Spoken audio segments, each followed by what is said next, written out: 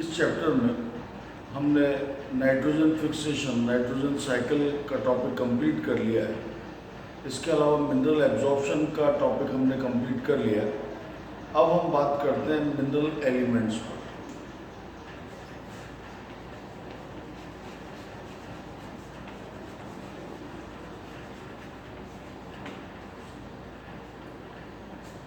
Mineral elements का एक topic 1 mark और 2 मार्क क्वेश्चंस में बहुत ही पॉपुलर है और इसमें हम छोटी छोटी बहुत सारी सब हेडिंग्स पर बात करेंगे।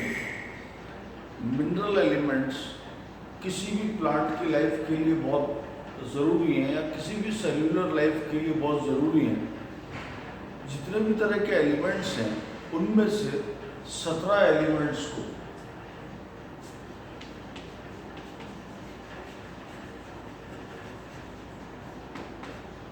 एसेंशियल एलिमेंट्स माना गया।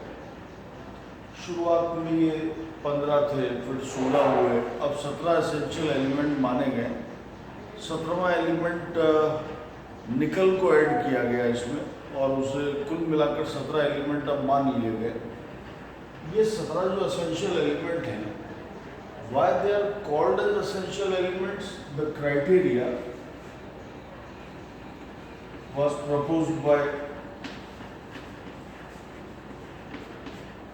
Arnold Stout. इन्होंने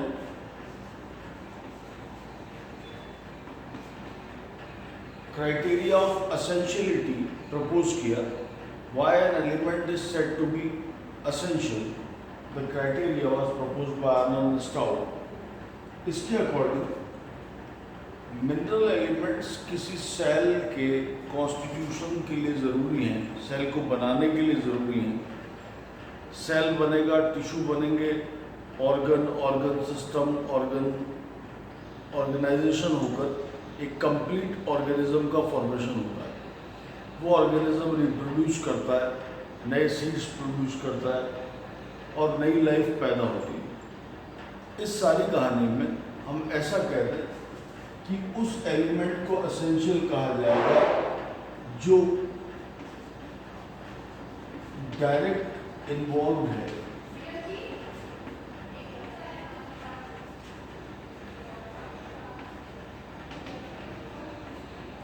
मेटाबॉलिज्म में। दूसरी बात,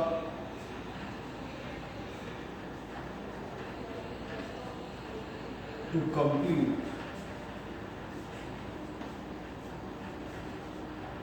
द लाइफ साइकिल। पूरी लाइफ साइकिल यानी सीड जर्मिनेशन से लेकर सीड फॉर्मेशन तक मेटाबॉलिज्म में उसका डायरेक्ट रोल होगा। ये मानकर चलिए जब कोई एलिमेंट किसी लाइफ के मेटाबॉलिज्म में डायरेक्ट इन्वॉल्वमेंट रखता है तो इस बात को अगर उल्टा करके देखें कि अगर वो एलिमेंट ना हो तो क्या होगा, अंडरस्टूड है वो मेटाबॉलिक इवेंट नहीं हो पाएगा। जैसे फोटोलिसिस ऑफ वाटर अगर होना है तो मैग्नीज चाहिए, क्लोरोफिल बनाने के लिए मैग्नीशियम स्ट्रक्चर का पार्ट है। इसी तरह हर एलिमेंट एक फंक्शन परफॉर्म करता है मेटाबॉलिज्म में, और अगर वो एलिमेंट ना हो तो हम कहेंगे उस एलिमेंट की डेफिशिएंसी है, उस एलिमेंट की कमी है।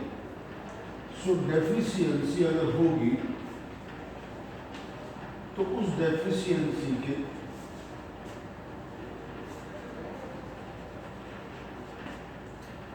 कुछ डेफिनेट सिम्टम्स आएंगे, यानी प्लांट बॉडी कुछ डेफिनेट सिम्टम्स प्रोड्यूस करती हैं जिन्हें देखकर आइडेंटिफाई किया जा सकता है कि ये सिम्टम किस एलिमेंट की डेफिशिएंसी की वजह से आ रहा है, क्योंकि वो सिम्टम ज़्यादातर केसेस में स्पेसिफिक सिम्टम होते हैं।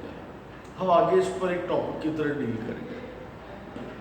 अब अगर मान लीजिए मैग्नीशियम की डेफिशिएंसी है जो एक बाइवेलेंट कैटायन है, और मैग्नीशियम डेफिशिएंसी का इलाज अगर मैं कैल्शियम से करना चाहूँ जो खुद एक डाइवेलेंट कैटायन है तो ऐसा पॉसिबल नहीं है, क्योंकि जैसा हमने कहा डिमांड स्पेसिफिक है मेटाबॉलिज्म में। यानी हम ये कहना चाहते हैं कि किसी स्पेसिफिक मिनरल की डिमांड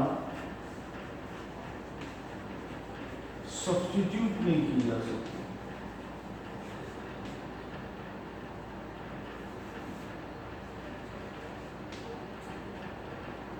यानी रिप्लेसमेंट पॉसिबल नहीं है, विकल्प की तरह किसी अन्य खनिज का इस्तेमाल नहीं किया जा सकेगा। अगर कैल्शियम की डेफिशिएंसी है तो कैल्शियम ही प्रोवाइड करना पड़ेगा, मैग्नीशियम की डेफिशिएंसी है तो मैग्नीशियम ही देना पड़ेगा, तभी वो डिमांड सप्लाई हो पाएगी। ये 4 क्राइटेरिया आर्नोन और स्टाउट ने प्रपोज किए जो एसेंशियलिटी ऑफ एलिमेंट्स को एक्सप्लेन करते हैं। फिर से बात करें, मेटाबॉलिज्म में उनका डायरेक्ट इन्वॉल्वमेंट होगा, लाइफ साइकिल को कंप्लीट करने के लिए वो जरूरी है, डेफिशिएंसी से स्पेसिफिक सिम्टम आएंगे और डेफिशिएंसी की डिमांड सब्स्टिट्यूटेबल नहीं होगी, वही स्पेसिफिक मिनरल आपको देना पड़ेगा। इसके अलावा हम एक और बात करें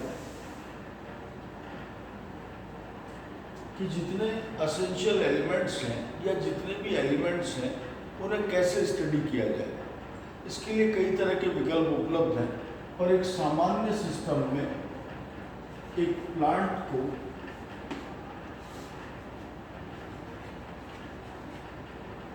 ओवन में रखा जाए, 600 डिग्री से ऊपर के टेम्परेचर पर इसे ओवन में बर्न किया जाता है। जब किसी प्लांट को आपने बर्न कर लिया तो बर्न करने के बाद राख बन जाएगी, ऐश बनेगा। ऐश वास्तव में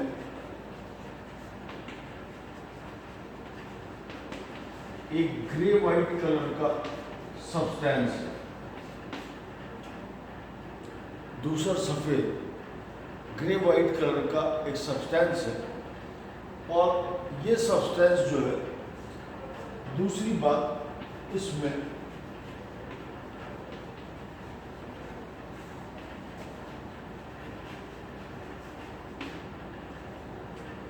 प्योर मिनरल एलिमेंट्स होंगे, जो भी मिनरल होंगे इसमें प्योर होंगे। तो क्या हम मिनरल एलिमेंट्स को इस राख में स्टडी कर सकते हैं? हाँ, लेकिन दूसरी बात, क्या हम सारे मिनरल्स को यहाँ स्टडी कर सकते हैं? द आंसर इज नो, क्योंकि यहाँ जब हम ओवन में इसे बर्न करेंगे, इस प्लांट को राख में या ऐश में इसे कन्वर्ट किया जाएगा, तो कार्बन के ऑक्साइड्स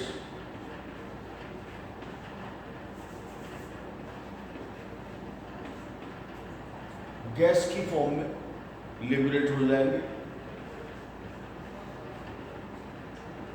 नाइट्रोजन के ऑक्साइड्स गैस की फॉर्म में लिबरेट हो जाएंगे,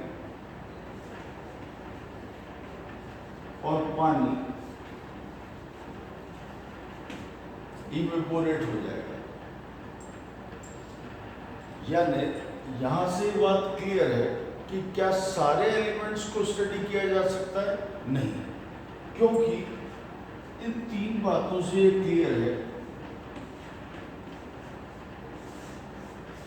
कि ये 4 एलिमेंट, कार्बन, नाइट्रोजन, हाइड्रोजन और ऑक्सीजन, ये इवेपोरेशन या गैस की फॉर्म में लिबरेट हो चुके हैं। तो इनका स्टडी ऐश फॉर्मेशन में पॉसिबल नहीं है। ये बात ध्यान देने योग्य होगी।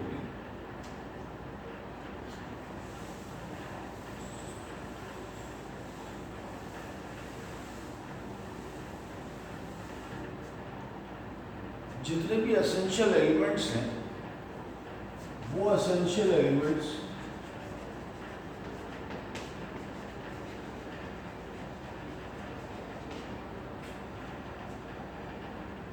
दो ब्रॉड कैटेगरी को बिलोंग करते हैं।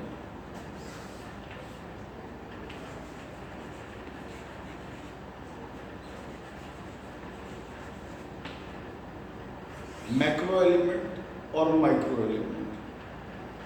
मैक्रो एलिमेंट्स उन एलिमेंट्स को कहा जाएगा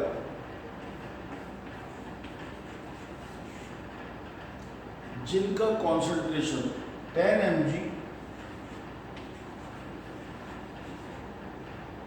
या उससे ज्यादा होगा। ये पर ग्राम यूनिट हम बता रहे हैं कि पर ग्राम उनकी कॉन्सेंट्रेशन या उनकी स्ट्रेंथ क्वांटिटी 10 mg या 10 mg से ज़्यादा होगी।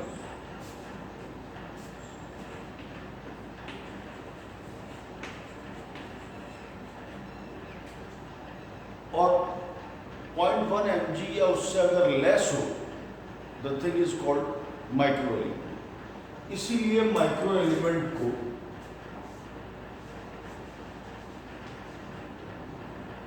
ट्रेस एलिमेंट कहा जाता है। ट्रेस एलिमेंट इसलिए कहा जा रहा है क्योंकि सूक्ष्म मात्रा में, कम क्वांटिटी में इनकी आवश्यकता होती है। एक और वर्ड आता है जिन्हें ट्रेसर एलिमेंट कहा जाता है।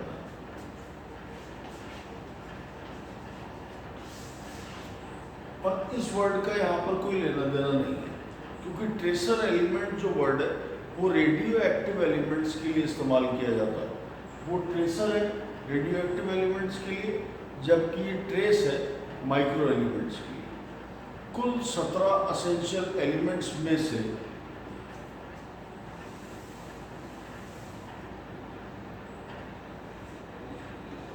9 एलिमेंट्स मैक्रो कैटेगरी को बिलोंग करते हैं और 8 एलिमेंट्स माइक्रो कैटेगरी को बिलोंग करते हैं। इन 9 एलिमेंट्स में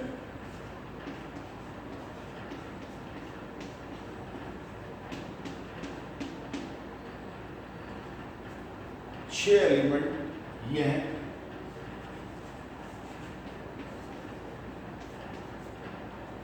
और 3 एलिमेंट ये हैं, CHONPS, मैग्नीशियम, कैल्शियम और पोटेशियम। ये 9 एलिमेंट मैक्रो के उदाहरण हैं।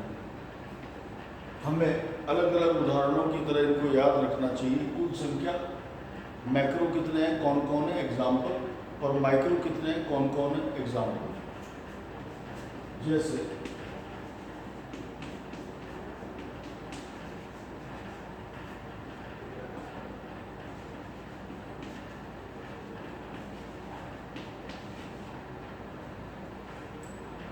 आयरन है, मोलिब्डेनम है, निकल है, मैंगनीज है, कॉपर, जिंक, बोरोन और क्लोराइड आयंस।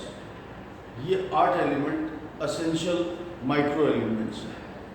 क्लियर है, जिनकी कॉन्सेंट्रेशन ज़्यादा है, जिन एलिमेंट्स की, अंडरस्टूड है, वो ऑस्मोटिक बैलेंस को डिफाइन करेंगे।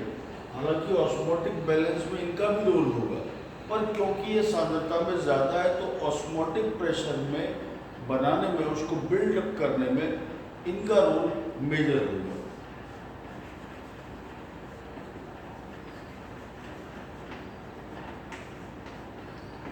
तो ओपी मेंटेनेंस में इनका रोल मेजर है, कंपैरेटिवली इनका माइनर है। जैसे हम ये कहते हैं कि कई एंजाइम्स हैं जिनका एक्टिवेशन एलिमेंट्स करते हैं, उनके लिए एलिमेंट्स चाहिए होंगे जो उन एंजाइम्स को एक्टिवेट करते हैं। आगे हम पढ़ेंगे इनको भी। यहाँ पर ये वाले एलिमेंट और वो वाले एलिमेंट, मैक्रो और माइक्रो, दोनों ही एंजाइम एक्टिवेटर्स की तरह कार्य करते हैं, लेकिन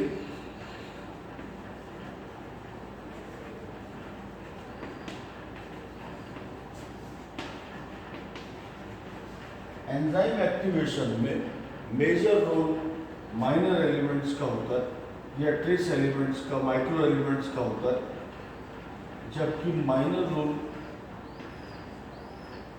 मैक्रो एलिमेंट्स का होता है। ये एक जनरल डिस्कशन हमने मैक्रो और माइक्रो एलिमेंट्स पर किया है। नेक्स्ट स्टार्ट पर हम चर्चा करेंगे कि एक्चुअली ये एलिमेंट्स कितने प्रकार के हैं, इनके फंक्शंस क्या हैं, क्या डेफिशिएंसी होती है, इस सब पर हम डील करेंगे। Thank you.